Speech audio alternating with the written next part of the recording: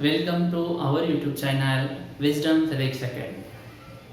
Okay, तो आज फिर हम जो है एक इजी टॉपिक हम डिस्कस करने वाले हैं। उतना हार्ड टॉपिक नहीं है, काफ़ी इजी टॉपिक है और हम कोशिश करेंगे कि इजी वे से जाकर इस टॉपिक को आपके लिए हम क्लियर कर दें। जब हमने बैंकिंग ऑफ रोड के लिए जो है बैंकिंग ऑफ रोड के कंसेप्ट जो है आपके लिए इजी करने की कोशिश की थी और आई थिंक मैक्सिमम स्टूडेंट का वो कंसेप्ट क्लियर है। जो हमारे स्टूडेंट हैं उन्होंने कि नहीं सर काफ़ी अच्छे से समझ में आ गया।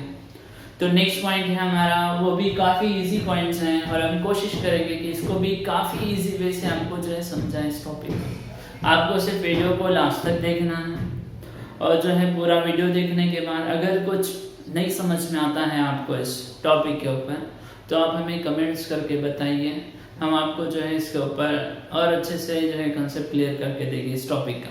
ओके, तो हमारा नेक्स्ट पॉइंट है हमारा कॉनिकल पेंडुलम। बहुत ही सिंपल है, सिर्फ रिजोल्यूशंस का थोड़ा सा एक पार्ट है जिसको हमें लेना है और इसका फाइनली हमें टाइम पीरियड फाइंड आउट करना है। तो आप टाइम पीरियड कैसा भी फाइंड आउट कर सकते हैं, या तो फिर आप एंगुलर स्पीड फाइंड आउट कर लीजिए या फिर आप लीनियर स्पीड फाइंड आउट कर लीजिए। उन दोनों के वैल्यू से आप किसी एक वैल्यू से फाइंड आउट कर सकते हैं कि इसका टाइम पीरियड क्या होगा। ओके, तो हम स्टार्ट करते हैं हमारा next topic, that's conical pendulums. Okay, right, तो कॉनिकल पेंडुलम्स क्या होगा? Conical pendulum is a simple pendulum which gives us such a motion that bob describe a horizontal circle and the string describe a cone। देखो एकदम simple जो है pendulums हैं, उसमें क्या होगा, जो बॉब होगा वो हॉरिजॉन्टल सर्कल के अंदर होगा। मतलब ये सिंपल पेंडुलम है, फॉर एग्जांपल ये सिंपल पेंडुलम है तो इसका जो बॉब होगा वो हॉरिजॉन्टल सर्कल के अंदर होगा, मतलब इस सर्कल के अंदर वो फिर रहा है। ये हमारा हॉरिजॉन्टल सर्कल, ये हमारा वर्टिकल सर्कल। तो हॉरिजॉन्टल सर्कल के अंदर लिया हमने, तो उसका जो स्ट्रिंग होगा जिससे जो बंधा हुआ है, फॉर एग्जांपल ये यहाँ पर था, इनिशियली पॉइंट पे यहाँ पर था, अब मोशन स्टार्ट हो गया, अब यहाँ पर आया तो स्ट्रिंग ऐसा हो जाएगा। तो स्ट्रिंग जो है एक एंगल तैयार करेगा और स्ट्रिंग एक शेप तैयार करेगा जो कोन टाइप होगा, इसलिए हम इस पेंडुलम को बोलते हैं कॉनिकल पेंडुलम्स। ओके, काफी सिंपल है। देखो हॉरिजॉन्टल सर्कल के अंदर बॉब है और उसका जो स्ट्रिंग है वो कोन शेप बनाएगा, तो यहाँ पर हो जाएगा हमारा कॉनिकल पेंडुलम्स।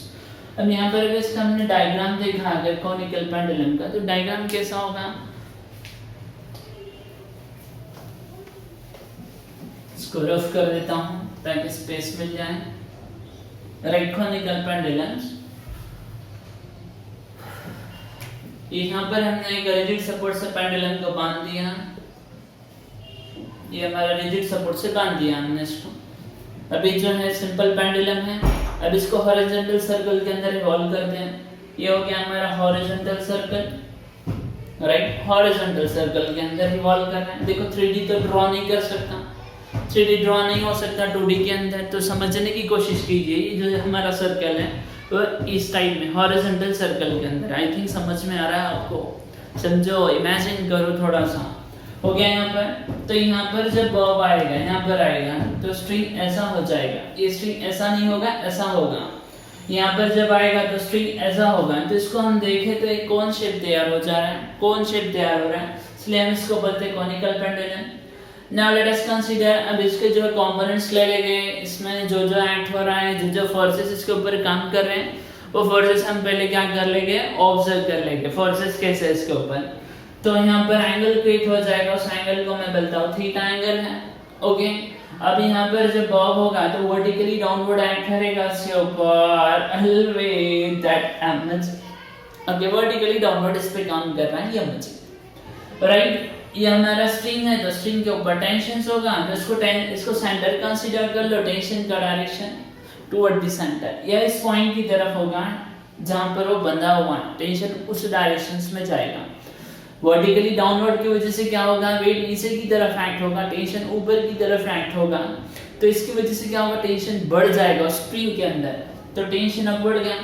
टेंशन के कंपोनेंट्स रिजॉल्व कर दो, टेंशन की कंपोनेंट्स कैसे हो गए, मैं यहाँ पर इस तरफ जा रहा है तो वर्टिकल एक कंपोनेंट जाएगा, एक हॉरिजॉन्टल कंपोनेंट जाएगा। अब यहाँ पर एंगल थीटा है बट इग्नोमेट्री, यहाँ पर क्या होगा, ज्योमेट्री के हिसाब से ये हमारा थीटा हो जाएगा, ये हमारा थीटा होगा, ये थीटा हो रहा है तो इसको हम बोलेंगे t cos ऑफ थीटा, इसको हम बोलेंगे t sin of theta. Okay देखो अगर ये रिजॉल्व कर दिया आपने कंपोनेंट्स को तो आपका कोनिकल पेंडुलम हो गया। सिर्फ क्या करना है, मैथमेटिकल अरेंजमेंट करना है। मैथमेटिकल अरेंजमेंट कर दिया तो आपको टाइम पीरियड मिल जाएगा इसका। अभी ये जो टी है, टी टाइम पीरियड नहीं, टी क्या है हमारा, टी टेंशंस है, ध्यान में रखो, टी फोर्स है हमारा। तो यहाँ पर क्या होगा, जितना अपवर्ड फोर्स है उतना ही डाउनवर्ड, न ऊपर की तरफ जाएगा न नीचे की तरफ। तो यहाँ पर जो फोर्सेस काम कर रहे हैं, जो अपवर्ड फोर्स है उतना ही क्या होगा, उसका डाउनवर्ड फोर्स होगा। तो इसलिए हम यहाँ पर क्या बोल सकते हैं, T cos of theta is T cos of theta that is equals to, और किसके बराबर होगा, गामा जी के। इसको इक्वेशन नंबर 1 ले लो। ओके सेकंड इक्वेशंस लेना है, देखो T sine of theta, T sine of theta horizontal components है, जो जा रहा है ये सेंटर, ये हॉरिजॉन्टल सर्कल है तो ये उसका सेंटर हो गया। तो टी साइन ऑफ थीटा किधर जा रहा है, सेंटर की तरफ। और सेंटर की तरफ कौन होता है, तो उसका होता है सेंट्रीपिटल फोर्स सेंटर की तरफ।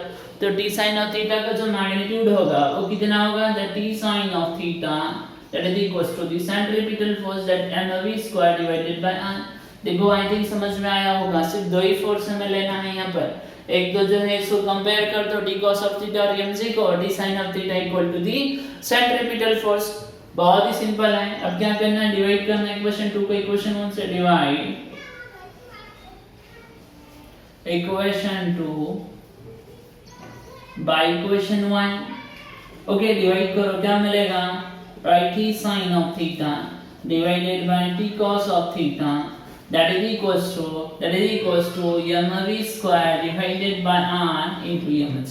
Okay tt get cancel, mm gate cancel, बचा क्या यहाँ पर sin theta by cos theta, क्या होगा tan थीटा, ये मिल गया यहाँ पर tan of theta that is equals to क्या है हमारा v² divided by rg। Okay काफी सिंपल है, v² divided by rg हो गया। अब मैं इस डायग्राम को रफ करता हूँ यहाँ पर, बाकी का क्वेश्चन इस साइड में लेंगे, राइट। तो यहाँ इक्वेशंस क्या मिलेगा, tan of theta v² divided by rg, then v² is equals to rg side में आ जाएगा, then rg tan of theta, now v is equals to under root of rg tan of theta. Okay काफी simple है, देखो rg tan of theta मिल गया, v is equals to. Okay अब find out करेंगे इसका टाइम पीरियड इक्वेशंस।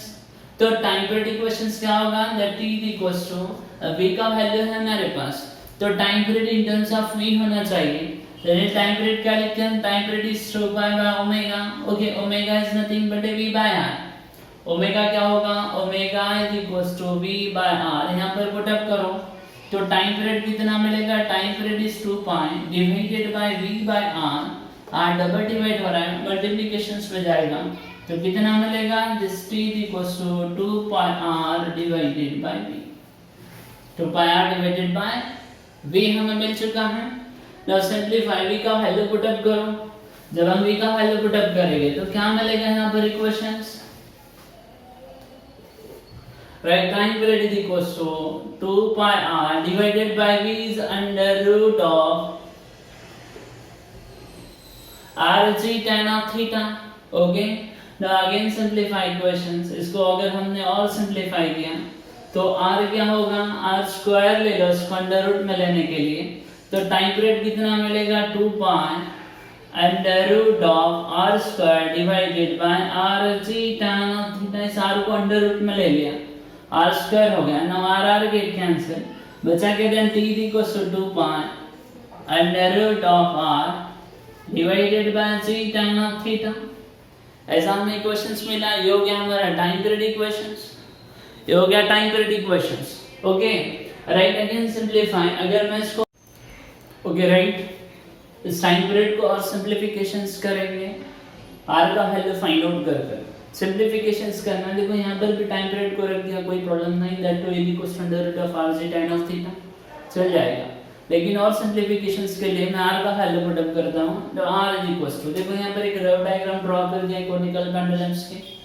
यहाँ से ये इसका स्ट्रिंग है जिसका हाइट हमने ये कंसीडर कर लिया, ये हाइपोटेन्यूज टाइप मतलब ये इसका लेंथ हो जाएगा, क्योंकि कुछ एंगल है थीटा है, या जो रियल जो है सेम नहीं बोल सकते, सेम बोल सकते हैं जब थीटा इज वेरी स्मॉल। अगर थीटा को बहुत स्मॉल कंसीडर किया देन ये इज इक्वल्स टू ये ले सकते हैं, और ये इसका रेडियस r हो गया। तो r का वैल्यू फाइंड आउट करना है, तो थीटा का अपोजिट r है, तो यहाँ पर हम लेंगे साइन ऑफ थीटा।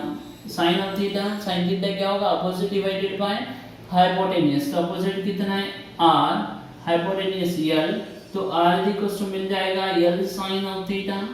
r का वैल्यू से क्वेश्चंस में पुट कर दो, कितना मिलेगा, this t equals to 2 pi under root of r is l sine of theta divided by g tan of theta. Okay, now again simplify questions. देखो tan theta को हम लिख सकते हैं sin theta by cos theta. यहाँ पर लिख दो sin theta by cos theta, मैं इसको रफ करता हूँ। Then d equals to 2 pi under root of l sin of theta divided by g into sin of theta divided by cos of theta. कुछ भी नहीं किया यहाँ पर, सिर्फ tan ऑफ थीटा का वैल्यू पुट किया। क्या है, sin theta by cos theta. No cos theta is double divide sin theta get cancel. Then time period is equals to 2 pi under root of l divided by g into cos of theta. तो ये मिल गया हमें time period equations.